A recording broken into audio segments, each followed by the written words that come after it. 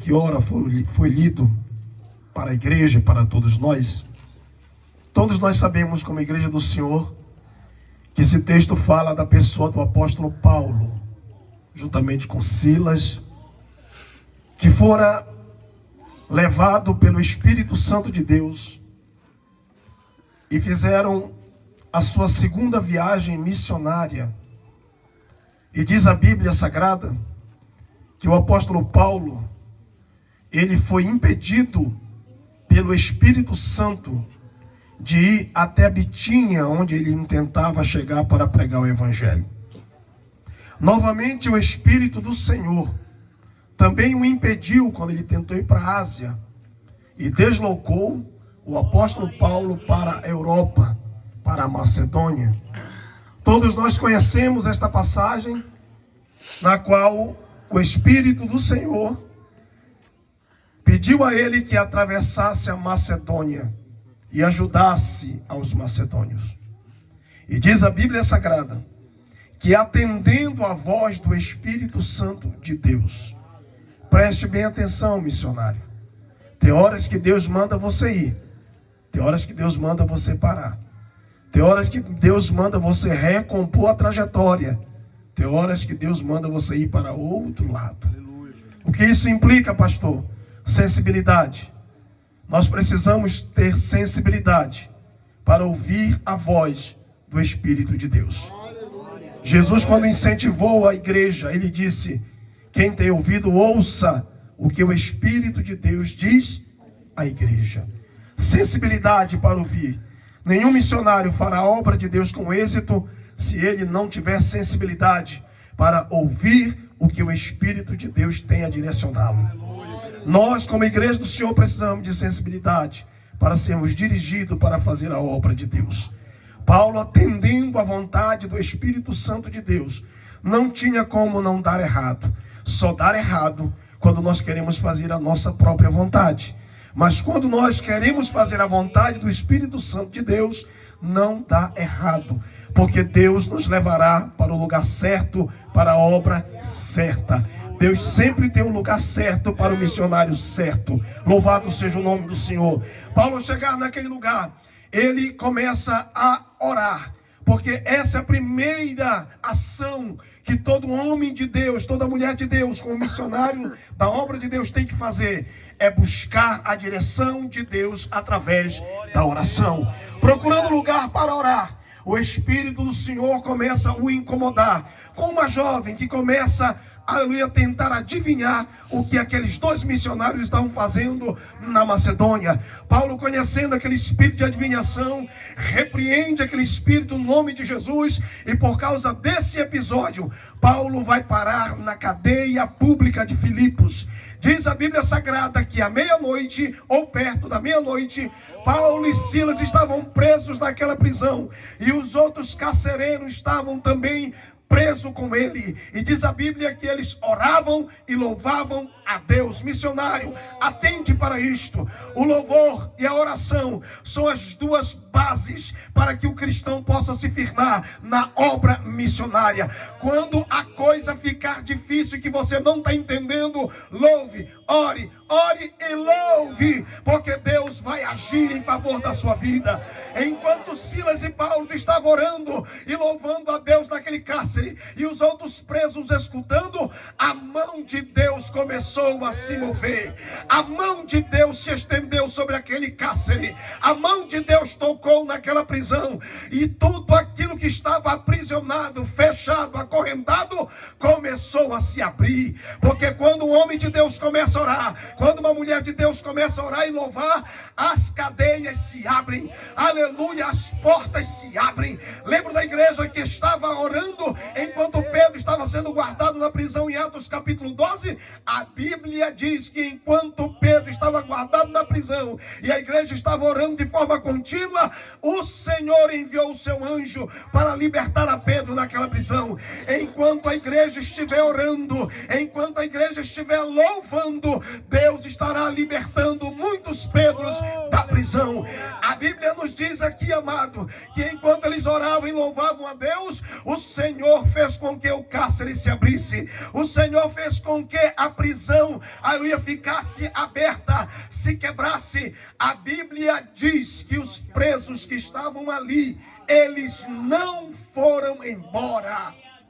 E quando chega o carcereiro, ele olha para aquele cárcere com as portas abertas. Ele olha para aquele cárcere com os cadeados abertos. A Bíblia diz que ele pega uma espada e ele tenta contra a sua própria vida. Porque ele sabia que nenhum prisioneiro, tendo a oportunidade de fugir da prisão, ficaria dentro dela. Quanto mais com um cárcere que está todo aberto. Ele disse: foram embora todo mundo, e eu vou ter que dar conta para os romanos de todos os presos dessa cadeia. E se eles não encontrar nenhum deles aqui, a minha vida será pela vida deles. E antes que eles me matem, eu mesmo me matarei. Há apenas uma coisa o carcereiro não sabia: é que quem estava preso era um homem de Deus. E isso fala de transformação. Isso fala de mudança de caráter. Quando o homem de Deus, amado, está numa situação, ele vai demonstrar o caráter que ele recebeu do seu Senhor. Paulo agora salta e diz assim: não faça mal a você mesmo. Nós não somos presos comuns. Nós não somos encarcerados comuns. Nós somos servos do Deus Altíssimo. Ninguém fugiu. Ninguém vai fugir. Nós estamos todos aqui. É diante desse episódio que o carcereiro trêmulo, sabendo que quando um preso tem a oportunidade de fugir e não foge, só pode ter uma coisa: só Deus. É só Deus que muda a vida do homem. É só Deus que transforma a vida do homem. É só Deus que muda o caráter do homem. E ele disse: senhores, o que é que eu faço para que eu seja salvo? E Paulo então explica dizendo: creia no Senhor Jesus Cristo e serás salvo tu e a tua casa. Creia no Senhor Jesus Cristo, porque foi Ele que transformou a minha vida, foi Ele que mudou a minha história, foi Ele que me tirou da vida de pecado para que eu pudesse viver uma vida de santidade na presença dEle.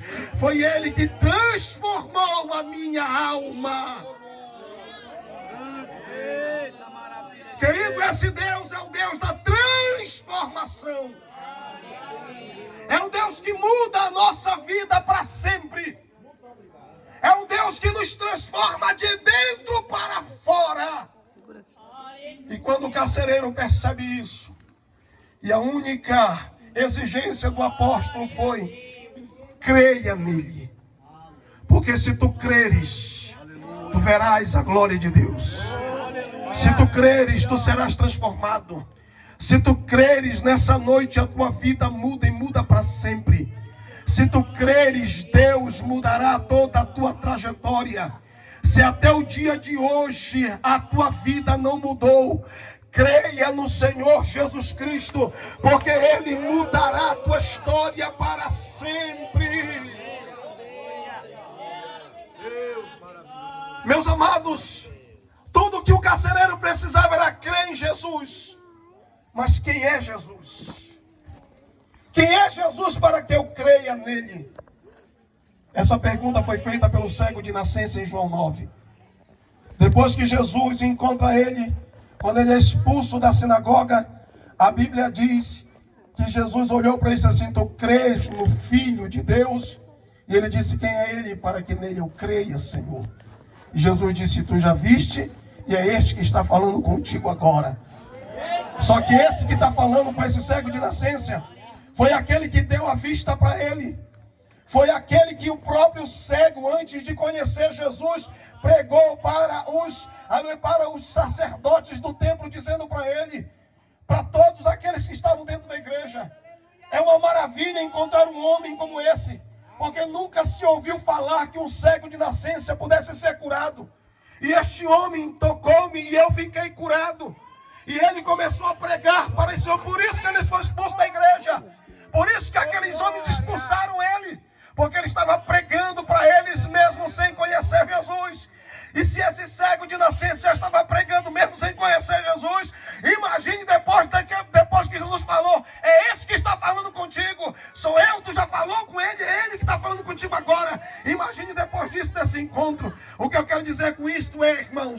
Jesus Cristo é o Filho de Deus. Aleluia. E como Filho de Deus, Ele nos cura. Como Filho de Deus, Ele nos transforma. Como Filho de Deus, Ele muda a nossa vida para sempre. Como Filho de Deus, Ele cura as nossas enfermidades. O cego de nascença ficou completamente curado. O cego de nascença pôde receber a cura da parte de Deus.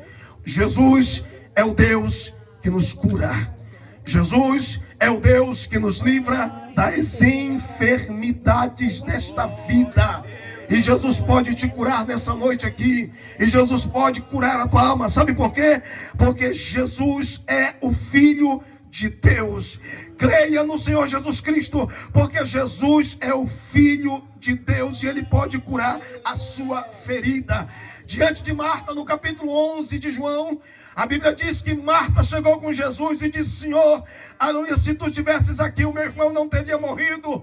E Jesus disse para ela: Marta, eu sou a ressurreição e a vida, e aquele que acredita em mim, ainda que esteja morto, viverá.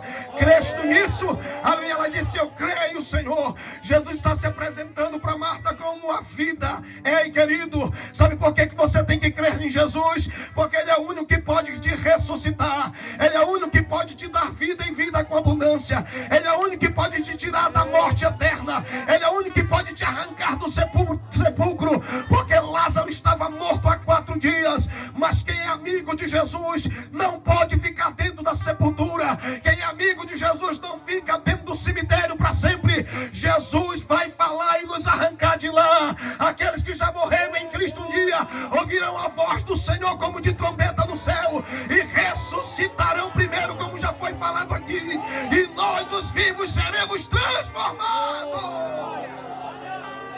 Jesus, como Filho de Deus, Ele é a vida e a ressurreição, amado. Creia no Senhor Jesus Cristo, porque Ele não só te transforma, Ele não só te cura, Ele não só te liberta, mas Ele te dá vida e vida com abundância. Como Filho de Deus, Jesus é o edificador da igreja. A Bíblia diz em Mateus 16, também já foi falado aqui, confirmando a mensagem, que Jesus disse: Pedro, tu és Pedro, mas sobre esta pedra edificarei a minha igreja, e as portas do inferno não prevalecerão contra ela. Creia no Senhor Jesus, sabe por quê? Porque Ele é edificador da igreja. Ele é o construtor da igreja. Ele não é o destruidor da igreja. Ele é aquele que edifica, é aquele que levanta, é aquele que coloca de pé, é aquele que eleva, aleluia. Jesus Cristo de Nazaré é aquele que edifica a sua vida. Sabe por quê? Porque Ele é o Filho de Deus, e como Filho de Deus, Ele pode te levantar da situação que você está vivendo. Ele pode te colocar de pé da situação que você está enfrentando. Como Filho de Deus, Ele edifica a igreja, e o diabo e o inferno não pode combater contra a igreja, porque a igreja nasceu para ser construída e edificada e firmada na verdade. A igreja não será destruída jamais, porque o seu construtor é Jesus, o Filho de Deus, e Ele levantou esta igreja, e o diabo não pode romper contra ela. É por isso que nós estamos reunidos hoje aqui, em frente a esta igreja, para dizer ao carno inteiro que Jesus Cristo é o Senhor. Creio no Senhor Jesus Cristo, porque Ele é o Filho de Deus. E como Filho de Deus, Ele te transforma, Ele te dá vida, Ele te cura, Ele te liberta, e Ele te edifica dia após dia na presença dEle. Creio no Senhor Jesus Cristo, porque Ele é o Filho do homem. Ele não é somente o Filho de Deus, aquele que faz o impossível se tornar possível na nossa vida, mas Ele também é o Filho do homem. Jesus é o Filho do homem, amado. E como Filho do homem, a Bíblia diz que Ele veio para salvar, buscar o que se havia perdido. Lucas 19:10, eu vim para buscar, o Filho do homem veio para buscar e salvar o que se havia perdido. Como Filho do homem, Ele está à procura de mim e de você. Como Filho do homem, Ele está interessado no que você está vivendo. Como filho do homem, Ele sabe muito bem o que você passa e sente na pele. Como filho do homem, Ele conheceu a tua dor e a minha dor. Como filho do homem, Ele deu a sua vida para resgatar a nossa vida. Como filho do homem, Ele veio para nos buscar. Ele veio para nos salvar. Nós que estávamos perdidos, Ele veio para nos encontrar e nos levar para o céu. E Ele fez isso através do seu próprio sacrifício pela nossa vida. Em Mateus capítulo 13, versículo de número 37, está escrito que Ele é o Filho do homem. E como Filho do homem, Ele é aquele que leva a boa semente, também já foi falado aqui. A boa semente do Evangelho, a boa semente da pregação das boas novas. Como Filho do homem, Ele é o detentor da boa semente, da semente que foi plantada na terra, da semente que germinou como igreja do Senhor, da igreja que é a agência do céu, a propagadora do Evangelho de Cristo, de levar as boas novas de salvação. Ele é o homem que leva as boas sementes para nos trazer a vida eterna, para nos trazer a paz que nós tanto desejamos, para nos trazer a alegria que nós tanto procuramos. Eu quero dizer para a igreja, tudo isso é encontrado na pessoa de Jesus, porque vindo Ele, diz a Bíblia, Ele semeou a paz, Ele derrubou a barreira da separação, Ele tirou, amado, a muralha que nos separava um do outro, e Ele fez a paz. Ele nos uniu a Deus e uniu conosco mesmo. Quando Jesus entra na vida de um homem, Ele não só quebra a barreira entre o homem e Deus, mas Ele também quebra a barreira entre o homem e homem. Ele quebrou as barreiras. Como Filho do homem, Ele quebrou as barreiras, Ele tirou as muralhas, Ele lançou por terra toda sorte de impedimento, porque vindo Ele ministrou e Ele semeou no coração dos homens a paz que nós precisamos viver, a paz que nós precisamos ter, porque se nós não vivermos uma vida de santidade e de paz, nenhum de nós verá o Senhor. A paz que o carcereiro pôde ver em Paulo, que não se desesperou, que não saiu fugindo tendo a sua primeira oportunidade, mas esperou o carcereiro chegar. É uma paz diferente, amado, que independe das circunstâncias ou dos momentos que a gente passa. É uma paz que só Jesus pode dar, porque Ele é o príncipe da paz. Sendo Ele o príncipe da paz, Ele nos dá uma paz que jamais você vai encontrar em outro lugar. É uma paz única e verdadeira, que te deixa firme diante das circunstâncias. Aleluia! Quantas pessoas que por não ter paz acabam tirando a sua própria vida. Quantas pessoas que porque não tem paz acabam vivendo uma vida miserável nessa terra. Mas Jesus quer te dar paz. Jesus quer te dar paz. Jesus quer que tu viva em paz. E Ele fez isso pelo seu sangue na cruz. Ele fez isso pelo seu corpo dilacerado na cruz, porque Ele é o Filho do homem. Porque crer no Senhor. João capítulo 1, versículo de número 29, e aqui eu encerro. Porque Ele é o Cordeiro de Deus. Como Filho do homem, Jesus é o Cordeiro substituto de Deus. Quem era para morrer naquela cruz era Barrabás, e Barrabás representa eu e você. A cruz era nossa, a cruz era dele, de Barrabás. Mas quem foi que foi para a cruz? O substituto, o Cordeiro de Deus. Ele enfrentou a morte por nós. A Bíblia está nos narrando isto. Sendo Ele o Cordeiro de Deus, Ele entrega a sua vida pela nossa vida. A Bíblia diz, amado, que quando Jesus foi para a cruz do Calvário, os nossos pecados foram lançados sobre Ele naquela cruz. E a seta da ira de Deus que estava sobre mim como pecador e sobre você como pecadora, foi e voltou-se para o seu próprio Filho na cruz.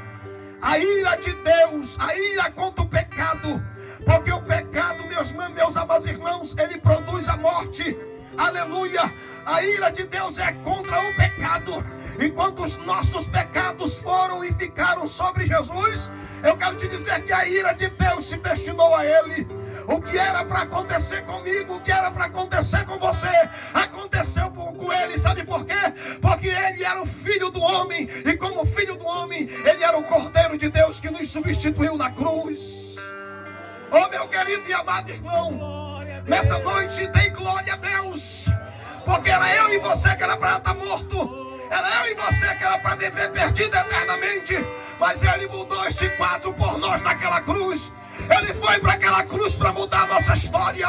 Ele foi para aquela cruz para nos dar vida. Ele enfrentou aquela cruz para que você hoje estivesse aqui no Carnot, em ar livre, para dar glória ao seu nome. Foi por isso que Ele foi para aquela cruz.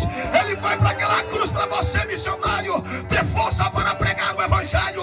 Para você, pregador da palavra, ter pulmão para dizer para o mundo inteiro que Jesus Cristo é o Senhor. Ele foi para aquela cruz para que todos saibam que tem jeito para a humanidade, que tem jeito para o bêbado, que tem jeito para a prostituta, que tem jeito para o viciado, que tem jeito, amado, para o pecador. Ele enfrentou a cruz para dizer que a nossa vida não seria mais a mesma. Como Cordeiro de Deus, Ele foi para a cruz. E o profeta Isaías, ousadamente, pelo Espírito Santo, ele começa o capítulo 53 dizendo: quem creu, Senhor, na nossa pregação, e a quem foi manifestado o braço do Senhor, porque ele foi subindo como renovo perante ele, e como raiz de uma terra seca. Ele não tinha parecer nem formosura, e olhando nós para ele, nenhuma beleza víamos para que o desejássemos. Era desprezado, o mais indigno entre os homens, homem de dores e experimentado no sofrimento. E como um de que os homens escondiam o rosto, era desprezado, e não fizemos dele caso algum. Verdadeiramente Ele tomou sobre si as nossas enfermidades, e as nossas dores levou sobre si. E nós o reputamos por aflito, ferido de Deus e oprimido. Mas Ele foi ferido pelas nossas transgressões, Ele foi moído pelas nossas iniquidades, e o castigo que nos traz a paz estava sobre Ele, e pelas suas pisaduras nós fomos sarados. Ele foi levado como uma ovelha muda diante dos seus tosqueadores para o matadouro, e como um cordeiro mudo, Ele não abriu a sua boca. Ele não reclamou por morrer por você. Ele não reclamou por estar naquela cruz por você. Ele não deu uma palavra, aleluia, de reclamação, dizendo: Pai, eu não quero morrer, eu não quero ir para a cruz por causa do Tomé, ou por causa da igreja do Carnot. Não, muito pelo contrário. Ele disse: Pai, passa de mim este cálice, mas se não pode, faça-se a tua vontade, a tua vontade. E sabe qual é a vontade do nosso Pai? Sabe qual é a vontade do nosso Deus eterno? É que você hoje levante-se da onde você estiver e creia nesta palavra, creia em Jesus, aceite a Jesus. Fique de pé, igreja, eu disse que eu não ia cansar você. Aceite a Jesus. Sabe qual é a vontade do nosso Pai celeste nessa noite? É que você abrace a Jesus, é para que você saia do seu lugar, dê um passo na direção do Senhor e só diga para Ele: eu aceito o que tu fizesse na cruz, eu aceito a tua morte por mim, aleluia. Quem merecia morrer era eu, quem merecia morrer era mim, mas eu aceito. Como esse carcereiro, ele disse: eu aceito. Foi isso que ele fez, Paulo, porque a Bíblia diz que Paulo disse: crê no Senhor Jesus e será salvo, e tu e a tua casa. E no versículo seguinte, a Bíblia diz que Paulo pregou para ele, como eu estou pregando para você aqui. E eu estou te dizendo: ei amigo, ei minha amiga, Jesus te ama, e o amor que Ele tem por ti é tão grande que Ele foi para a cruz. É só amor, amado, porque, amado e querido irmão, só sofre por alguém quem ama. Quem não ama não sofre, mas se a pessoa ama, ela sofre, porque ela quer ver o bem, ela quer ver o melhor. O nosso Deus está nos céus, está aqui esta noite, mas Ele quer o teu melhor, meu irmão.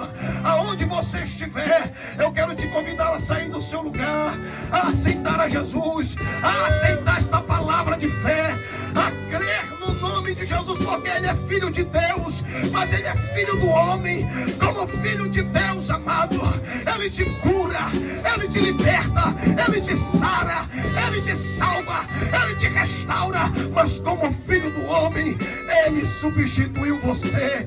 Como Filho do homem, Ele foi para a cruz no teu lugar. Como Filho do homem, Ele demonstrou o seu amor por ti e por mim. Como Filho do homem, Ele nessa noite está aqui para dizer: eu entendo, pequenino, o que você está passando. Eu entendo, pequenino, a sua dor. Eu entendo o que você está vivendo hoje. E eu quero trazer alívio à tua dor. Eu quero trazer alívio ao teu sofrimento.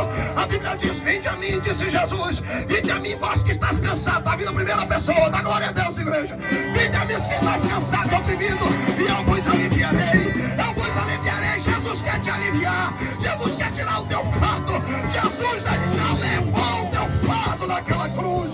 Aonde está a segunda pessoa para Jesus? Eu quero te convidar, onde você estiver, creia no Senhor Jesus. Creia como essa irmã que está crendo, está em lágrimas. Ela crê, ela sabe que Jesus morreu por ela para dar uma vida para ela e uma vida com abundância. Eu quero te convidar, saia do seu lugar, aonde você estiver, venha nessa noite para Jesus. Para ouvir com muita calma que o Senhor tem para dizer. Aonde está a segunda pessoa? Saia do seu lugar, aonde você estiver. A segunda, a terceira, a quarta, a quinta, a sexta, aonde você estiver. Jesus nessa noite quer te dar um abraço